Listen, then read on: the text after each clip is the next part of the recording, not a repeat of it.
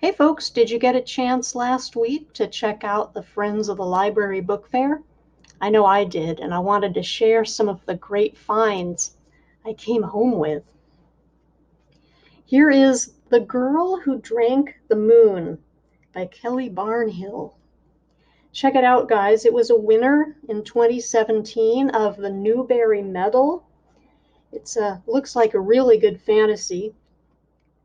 Every year, the people of the protectorate leave a baby as an offering to the witch who lives in the forest to keep her from terrorizing their town.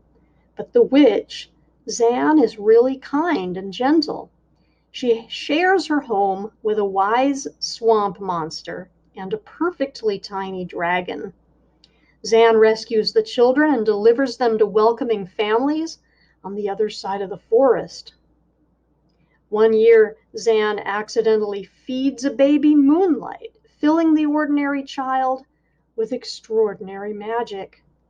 Zan decides she must raise this girl, whom she calls Luna, as her own.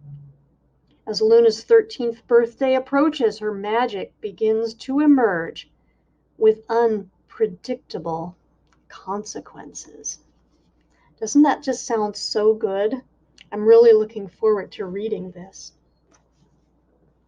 Before the Ever After by Jacqueline Woodson.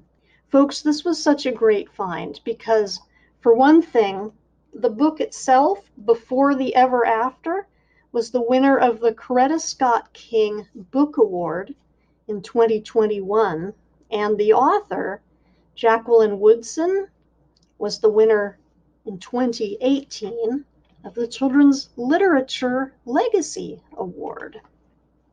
For as long as ZJ can remember, his dad's been everyone's hero. A popular pro football star, he's as beloved to the neighborhood kids as he is to millions of sports fans. But lately his dad's forgetting stuff and has turned moody. The doctors think it might be because he's had so many concussions, but they're not sure how to help.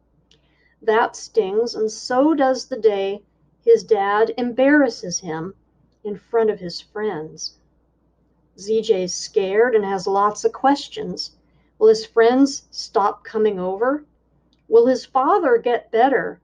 And are their glory days gone forever? Another book that sounds really good. One more kids' book to share with you, Oddity by Eli Brown. A teapot that never empties, an ice hook that freezes any water it touches, an ember that burns without end. Clover Elkin lives in a land of marvels at the edge of the 11 United States. She dreams of a life of buck-skinned adventure, collecting wondrous oddities, as her late mother did before her. But her ever-practical doctor father tells her to see to the body before you. Across the border is French Louisiana, rival to her young country and the source of escalating tensions that threaten more than her peaceful mountain home. When her father is killed defending her from lawless men, his last words send her on a quest to protect the most necessary oddity, one that could help start a war or end it.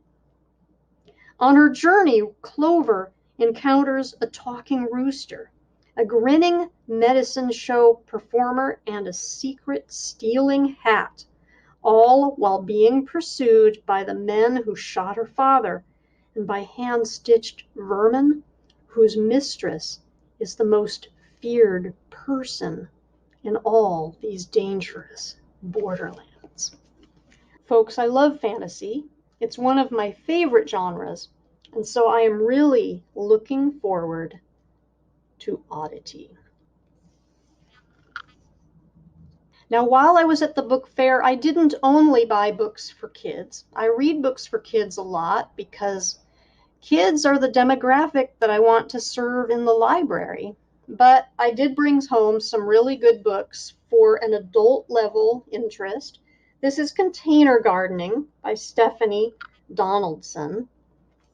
Just goes into so many fascinating and detailed information about, well, container gardening. I mean, check out these beautiful pictures. It has actual projects, which kind of gives you, well, an aesthetic sense of things you might want to try. I know that in my own container gardening endeavors, I'm really looking forward to making use of this book.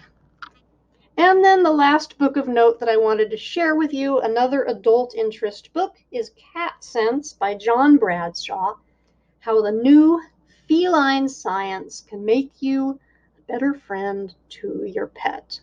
Now, if you've watched my videos, listened to me read books, you might have heard my cat meowing in the background. She likes to get involved when she hears me speak, especially when it's getting close to mealtime. And so, well, I just snatched this book up because, well, I love my cat. And I'm looking forward to getting to know her better and to more deeply understand her. Well, that is my book haul video for the local Friends of the Library book sale. There's a big one coming up, so you will want to mark your calendars for the next Friends of the Library sale.